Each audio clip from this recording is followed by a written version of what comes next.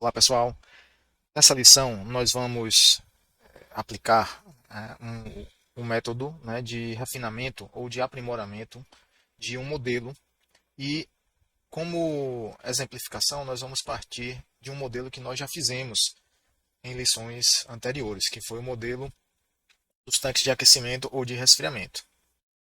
Então só relembrando, no caso do modelo anterior, nós utilizamos, né, como um parâmetro, né, a carga térmica da serpentina. Então, a serpentina de cada tanque, né, o elemento aquecedor aqui de cada tanque, possuía uma certa potência que era fornecida ao fluido do processo no tanque, né, fornecida ou subtraída, né, ou retirada dele. Tá?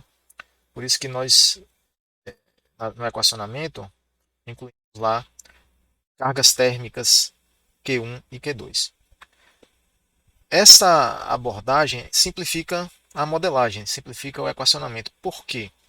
Porque usando parâmetros como esse aqui, nós ocultamos, né, todas as complexidades e todo o detalhamento processual que ocorre no interior da serpentina.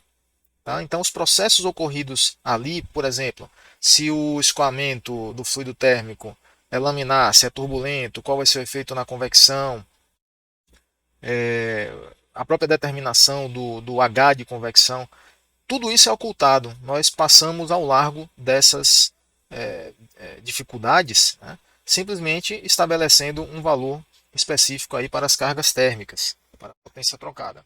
Ainda tem outro detalhe, essa potência pode ser oriunda, né, esse calor pode ser oriundo, por exemplo, de uma resistência elétrica. Então, se a resistência elétrica tem uma dada corrente e um dado valor lá de resistivo, né, no elemento de aquecimento, na resistência em si, ela terá uma potência dissipada por efeito Joule. E essa potência será correspondente a estas cargas térmicas, certo?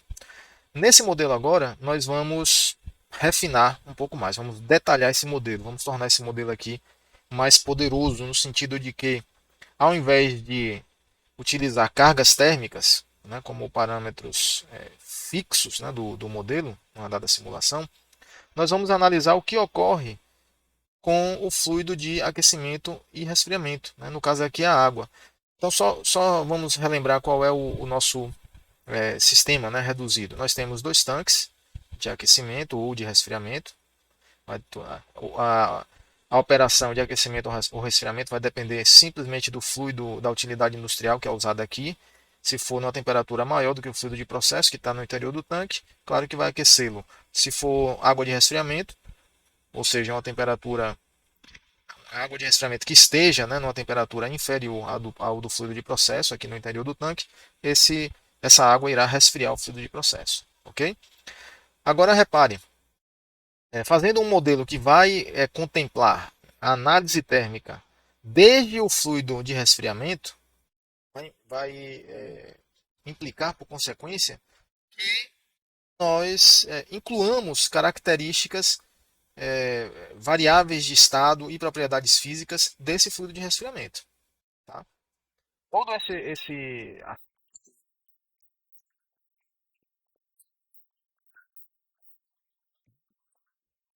Vamos recapitular aqui o nosso sistema. Nós temos uma certa vazão de fluido de resfriamento, vazão que eu vou indicar aqui por M, uma temperatura de entrada T0 e um CP aí do fluido de resfriamento. Esse fluido é água, por isso que eu estou colocando esse W aqui. Tá? A água de resfriamento entra na serpentina, né, mergulhada no tanque, vai retirar calor do fluido de processo que está aqui, tá? E sai da primeira serpentina na temperatura T1, diferente de T0. Vem aqui para a segunda serpentina, passa aqui, ó, troca calor com o fluido de processo, e aí sai na temperatura T2. Okay? Então, esses são os eventos que ocorrem com o fluido de resfriamento. Vamos agora para o fluido de processo. O fluido de processo é inserido aqui no tanque, na temperatura T0, T0 zero. Nós temos aqui o CP dele, eu vou chamar de CPA, a vazão máxima, M. Entra no tanque, ocorre uma mistura aqui, vamos assumir que a temperatura no interior do tanque é uniforme, então você já prevê que será assumida a hipótese de mistura perfeita, uniformidade espacial, que nos dará um modelo de parâmetros concentrados, não é? Parâmetros concentrados significa que as variáveis de estado não variam com a posição. Tá? No caso aqui, a variável de estado, ou variável dependente, é a temperatura. Pois bem, passa aqui, ó, se mistura aqui no tanque e sai na temperatura T1. Esse fluido de processo entra no segundo tanque, troca calor de novo, perde energia para a água de resfriamento na serpentina e aí sai na temperatura T2. A transferência de energia do fluido de resfriamento para o fluido de processo será representada por uma equação conhecida já de vocês, Q igual a ΔT médio. Tá? É a equação de projeto de trocadores de calor. Certo? Então, se nós temos uma área, no caso aqui a área da serpentina, um ΔT médio, que nós vamos. Esse ΔT médio depende das características do equipamento, do sistema de troca térmica.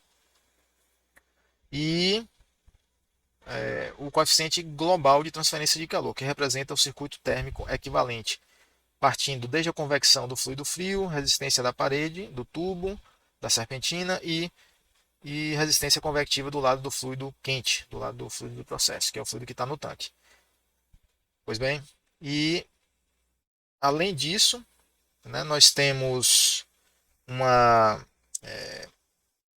uma massa, né, um conteúdo, um hold-up aqui no tanque que é W. Vamos assumir que o nível, os tanques possuem o mesmo tamanho, né, a mesma geometria e o nível é o mesmo, então o conteúdo no interior do tanque será o mesmo. Vou apagar isso aqui, limpar isso aqui. Ok? Então vamos partir para a nossa modelagem. Tá? Vamos partir para a nossa modelagem.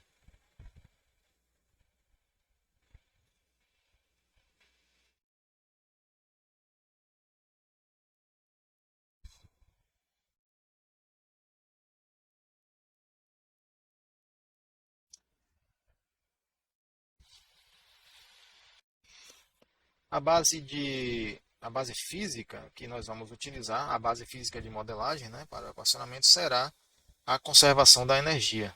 É isso o princípio da conservação da energia.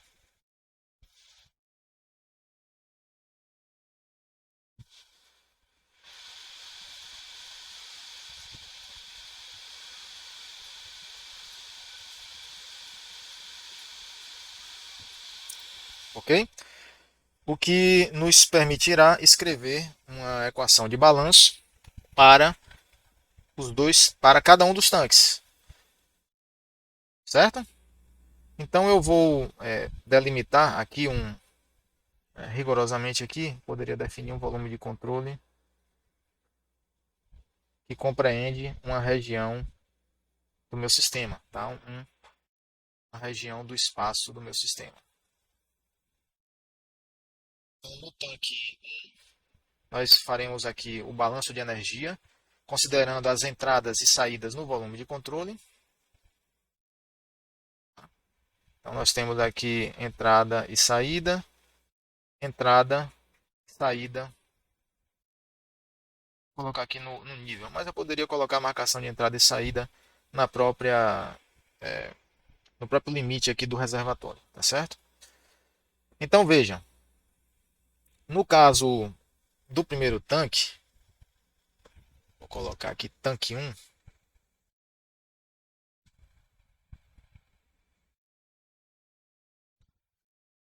nós vamos identificar quais são os termos de entrada. Qual é a entrada de energia nesse tanque? E aí nós podemos escrever que será, nós temos entrada por aqui, tá? Entrada com fluxo de massa, afinal de contas, a água que passa aqui o limite, né, do meu volume de controle leva suas propriedades com ela, correto? Então vai levar energia interna, existe o trabalho de fluxo, né, PV, ou PF, né, no caso, né, porque é a vazão volumétrica, mas que corresponde a um trabalho PV. Tá? E ao passar aqui, ó, ao adentrar a fronteira da superfície de controle, Todo o conteúdo entrou aqui. Então, a energia cinética potencial também foi acrescentada, né, ao volume de controle. Tá? Como nós vamos desprezar, devido à pequena variação de cota, a energia potencial, também a energia cinética, considerar que a energia cinética na entrada e na saída não variam muito, nós vamos acabar considerando apenas a energia interna inserida com o fluido, mais o trabalho de fluxo. Né? O trabalho de fluxo precisa ser considerado, porque se não houver diferença de pressão, o fluido não se movimentará. Né? O fluido vai se movimentar ou em um escoamento por gravidade ou por diferença de pressão. Basicamente, essas são as duas formas de você movimentar fluidos. Há outras formas, o magnetismo, mas isso aí é toda uma outra história. Tá? Então, nós podemos escrever M CPW T1. Como eu estou usando CP aqui, pessoal, então nós já estamos considerando aí a entrada de energia interna e o trabalho de fluxo, correto? Afinal de contas, entalpia, deve lembrar que entalpia é definida como U mais PV. Então, se eu estou usando CP aqui e a entalpia pode ser escrita como CPT, correto? Então, nós temos essa entrada aqui e também do fluido de resfriamento, né? E também essa entrada aqui, ó, que é a entrada do fluido de processo. Então, o termo de entrada será a entrada de entalpia com o fluido de resfriamento mais a entrada de entalpia com o fluido de processo. E aqui será nossa equação 1, ok? Então, MCPW T1, Tzinho 1 mais Mzão CPA, chamei aqui de CPA, Tzão 0. Qual será a saída? A saída. Nós temos saída por aqui, vou colocar de outra cor, aqui, ó, e saída de energia, de entalpia por aqui. Ok? Matematicamente, esses termos são representados como na saída. M, que é a vazão máxima, é a mesma.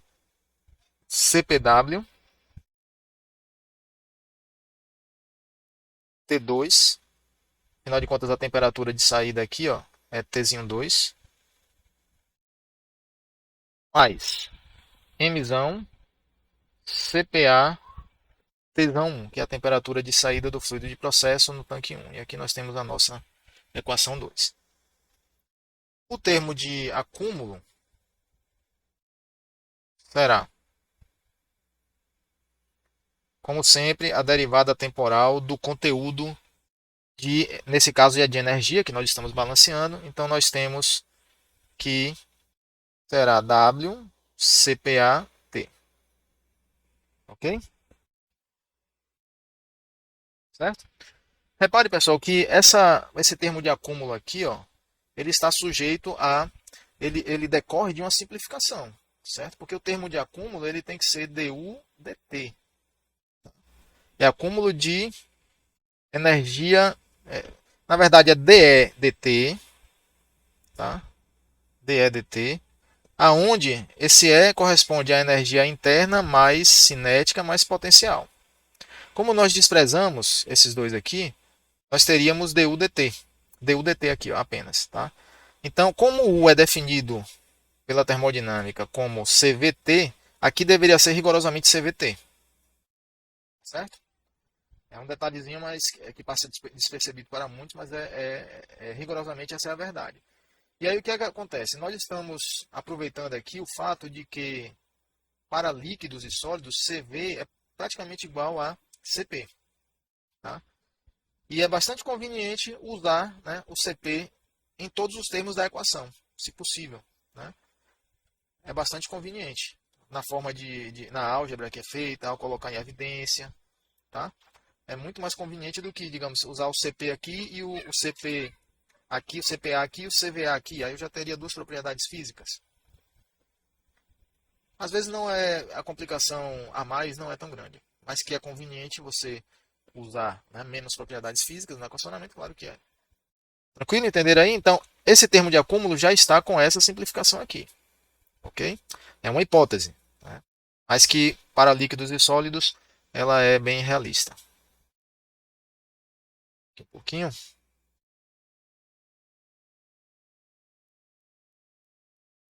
Então vamos lá.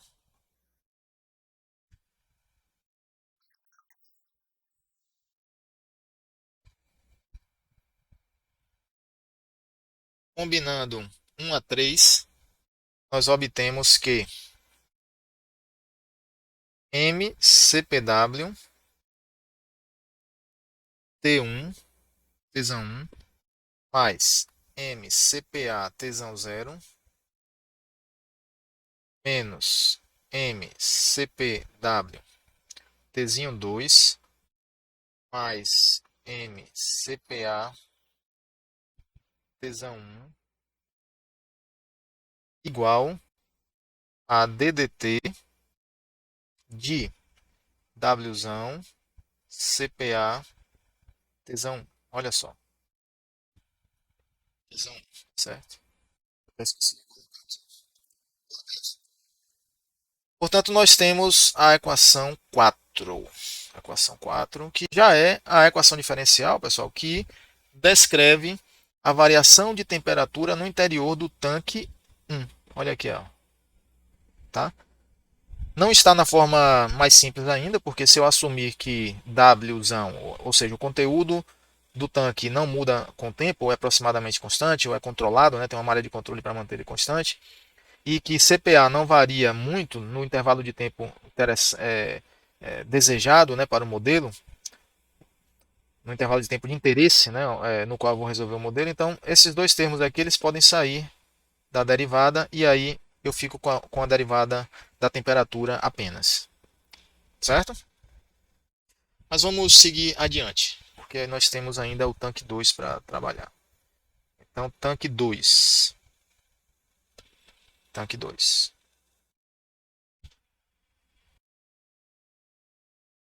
Neste caso, os termos do balanço de energia serão entrada. Para o tanque 2, essas entradas aqui, ó. Aqui é a entrada e aqui também é entrada. Tá? Entrada de energia junto com o fluido frio e entrada de energia junto com o fluido de processo. Tranquilo? Portanto, nós temos aqui MCPWT0, né, para o fluido frio. E aqui fica MCPA-T1 para o fluido de processo. Escrevendo isso, nós temos CPW-T0 mais MCPA-T1, que é o nosso resultado 5. Qual será a saída? Nós temos saída aqui,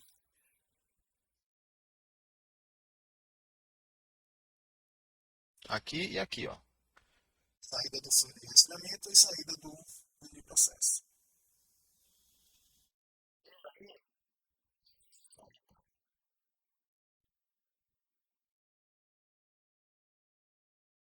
E aí o termo de saída será MCPW Tzinho 1 mais Mzão CPA Tzão 2. Resultado 6. Termo de acúmulo é a derivada temporal do conteúdo energético no tanque. E, por conveniência, vamos usar WCPT também, considerando que CP é aproximadamente igual a CV para líquidos e sólidos. Tranquilo, pessoal? Vocês estão percebendo que o raciocínio ele até se repete, né? Ele começa a lógica é a mesma na construção do equacionamento. Portanto, combinando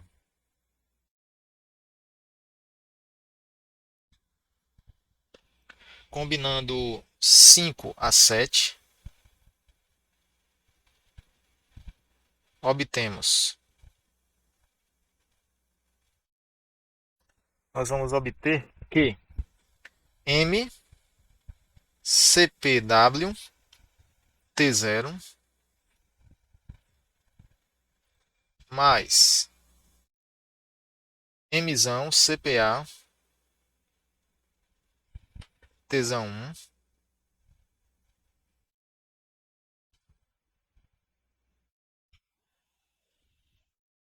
menos M CPW Tzinho 1 mais MCPA Tsão 2 igual a TDT de Wzão CPA Tsão 2. Nosso resultado 8. Tranquilo? Então aqui nós temos entrada menos saída igual ao acumulado. Tranquilo? Na equação anterior, do mesmo jeito, nós temos o que entra menos o que sai, menos o que sai, mais o que é igual ao acumulado. Percebam que nas duas equações eu não tenho termo de geração. Tá? Alguns de vocês já devem ter percebido isso. Por quê? Qual é a nossa equação geral, geral mesmo de balanço? O que entra menos o que sai, mais o que é gerado igual ao acumulado. Na verdade, essa é a equação geral de contabilidade, pessoal, de qualquer coisa, qualquer propriedade física, qualquer dinheiro, tá? É a contabilidade de qualquer coisa, objetos. O que entra menos o que sai, mais o que é gerado igual ao acumulado. E aí, ó, esse termo de geração aqui, ele foi zerado nesse modelo. Lembre que no modelo anterior, o termo de geração era a carga térmica. Né? Era a carga térmica Q1, Q2. Não é verdade? Aqui não. Aqui não há esse termo de geração. Por quê? Porque a entrada de energia que corresponde à carga térmica, a entrada ou saída de energia que corresponde à carga térmica, está sendo embutida no fluxo da utilidade industrial, da água de resfriamento, por exemplo, aqui. Ó. Então, a diferença entre a entalpia de saída e a entrada, saída menos entrada, essa diferença de entalpia corresponde justamente ao Q, ao valor Q de carga térmica que nós usamos no modelo anterior. Tranquilo? É isso. Então, aqui no caso, não há termo de geração. Pois bem, vamos adiante. Tá?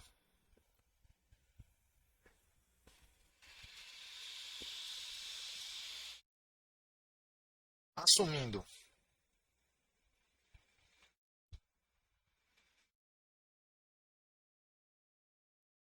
conhecidos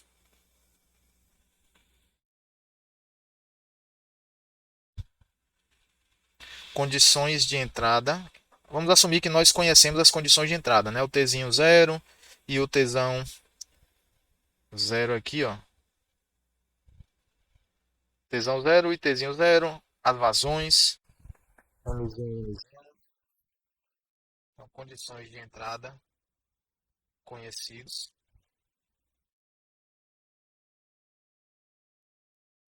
Tá? E também as propriedades físicas, vamos assumir que são conhecidas.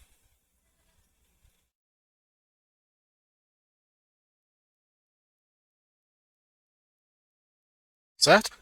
Cada variável, pessoal, cada letrinha no equacionamento que eu considero como conhecido é um grau de liberdade a menos. Tranquilo?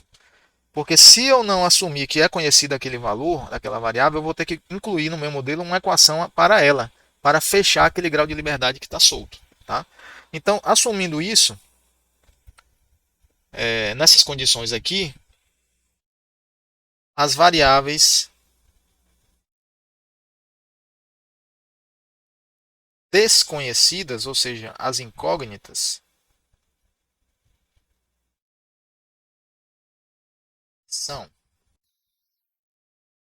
serão tesão 1,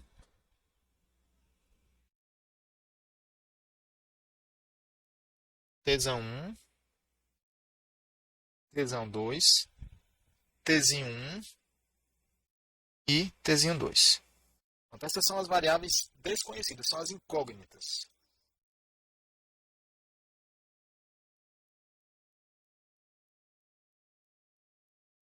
Incógnitas. Tranquilo?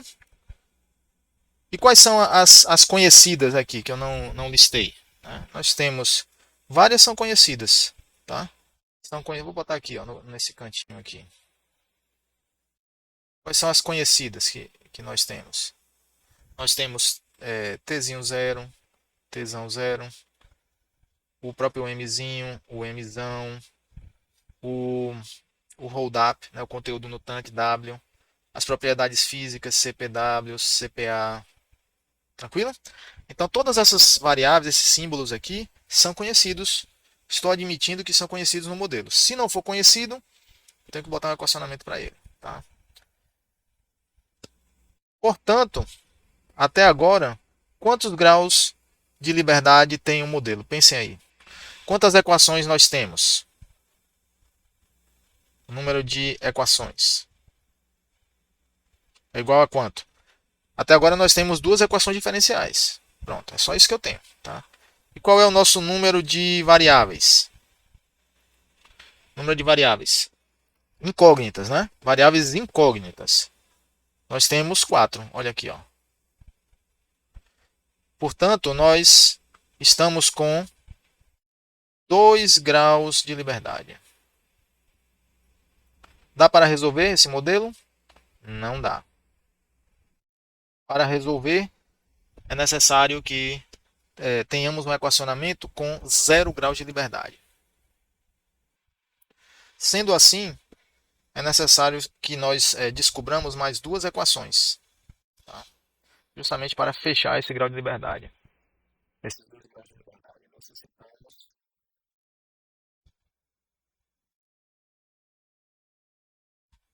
de mais duas equações.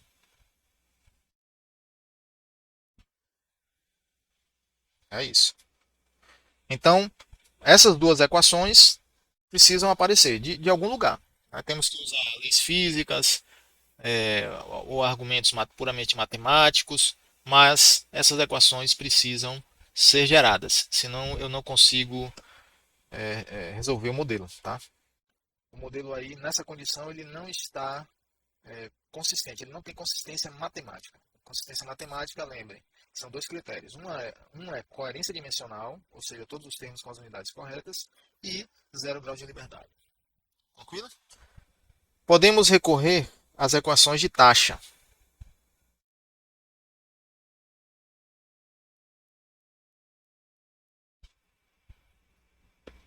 As equações de taxa térmica ou taxa de troca térmica em cada tanque.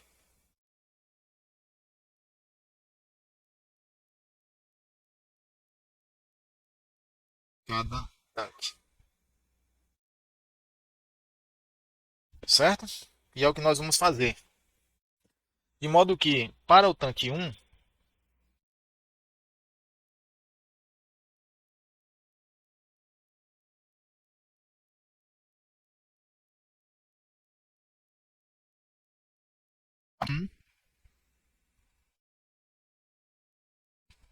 vale que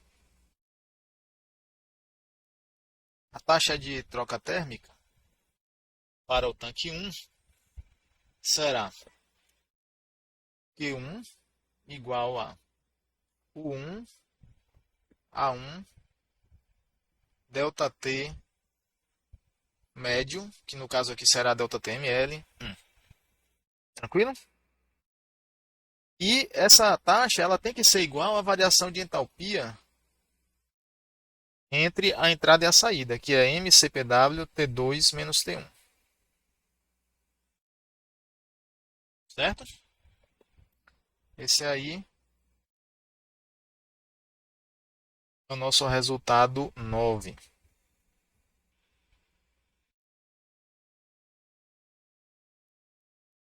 A equação 9 já é conhecida aí de vocês, né? A expressão da delta TML como sendo, vou fazer até para relembrar, vamos relembrar isso aqui. Nós temos no tanque 1 e no tanque 2, lado 1, lado 2 aqui, ó. O fluido frio entra a Tzinho 1 e sai a Tzinho 2, e o fluido quente entra a Tsão 0 e sai a Tsão 1. Tranquilo? E aí a delta TML, vocês já sabem, né? Pode ser delta T1 menos delta T2 sobre o ln delta T1 sobre delta T2. Essa é a expressão geral, tá certo? Onde delta T1 é a diferença de temperatura no terminal 1 e delta T2 é a diferença de temperatura no terminal 2. Repare que o tanque, como ele é homogêneo, estamos assumindo uniformidade de temperatura, ou seja, mistura perfeita, o resultado aqui da delta PML em paralelo ou contra a corrente será o mesmo. Tá?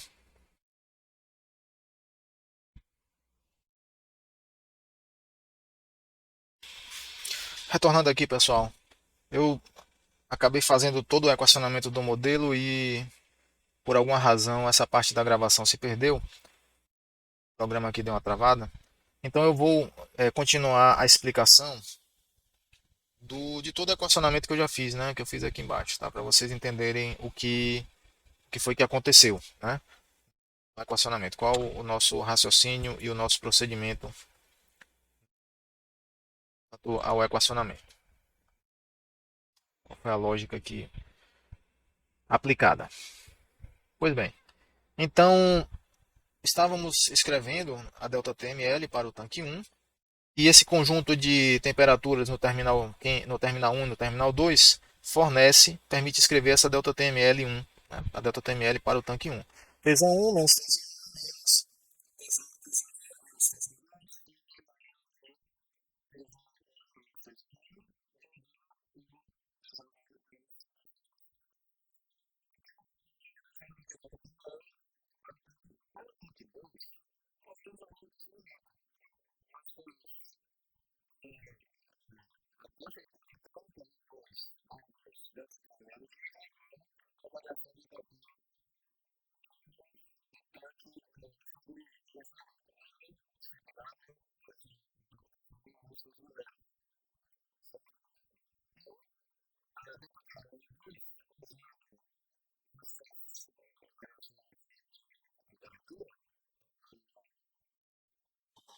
dois, nós temos Tzinho 2 menos Tzinho 0, né, que é essa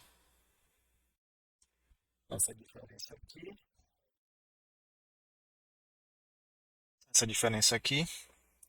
E tesão 1 menos tesão 1, que é essa diferença aqui, dividido por ln de tesão 2 menos tesão 0, dividido por tesão 1 menos tesão 1. Ok? E ao criarmos essas duas equações, pessoal, ocorre algo interessante. Veja só, a equação 9 possui um conjunto, né, de símbolos, um conjunto de variáveis e parâmetros, no qual alguns já estavam no modelo e outros não. Por exemplo, M, a vazão máxima do fluido de resfriamento, CPW, as temperaturas de entrada e saída, Tzinho 2 menos Tzinho, tudo isso aqui já estava no equacionamento. Tá? O 1, A1 já é previsto lá em cima, no próprio sistema reduzido, né? Olha aqui, ó. O 1 A1, o 2 A2, certo? E, portanto, eles já estavam previstos, né? Já estavam contabilizados como parâmetros conhecidos. O que não era contabilizado, que não estava antes, era a delta PML1. Está vendo aqui? Delta PML1 não estava. Portanto, a equação 9 ela introduz um grau de liberdade, ela coloca um novo grau de liberdade no modelo. O mesmo ocorre com a equação 11. Né?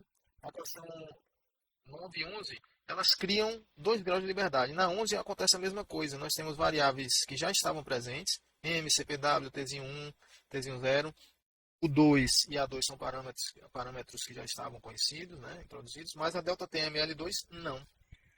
Portanto, 9 e 11, que eu incluí na tentativa de fechar os graus de liberdade, na verdade introduzem dois novos graus de liberdade. Mas o problema é resolvido usando a definição da ΔTml, aqui nessas equações 10 e 12. Tá? Por que o problema é resolvido?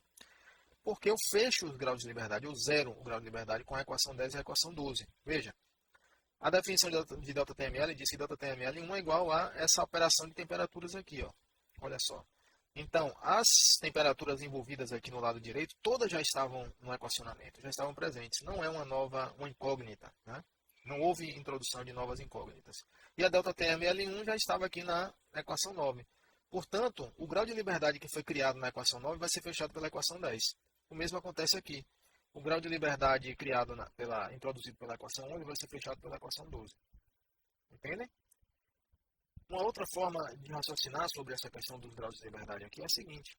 Algo nos impede de substituir, já que ΔTML2 é igual a isso aqui, do lado direito, e existe ΔTML2 aqui, ó, algo me impede de eliminar ΔTML2 aqui, substituindo essa operação de temperaturas?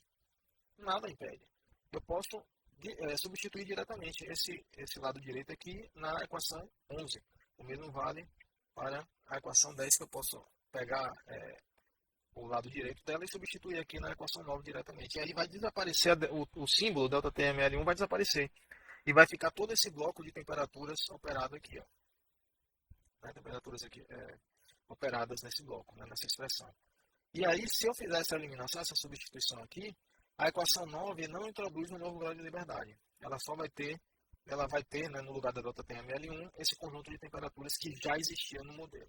Tranquilo? Porém, pessoal, na hora de simular, pode ser bem conveniente você ter as equações mais organizadinhas, mais separadas, numa sequência, né, lógica de solução. É mais fácil e mais seguro para implementar, né, resolver numericamente, e também para rastrear erros. Porque ao implementar podem ser cometidos erros de sinal, erros de símbolos trocados. E aí nós temos que depurar o modelo rastreando, tentando identificar esses erros, né, localizar esses erros para poder saná-los. Então, nessa perspectiva, uma eliminação, né, dessa aqui pode não ser interessante. É preferível manter as equações separadas mesmo. Ok? Até o próximo vídeo. Um abraço.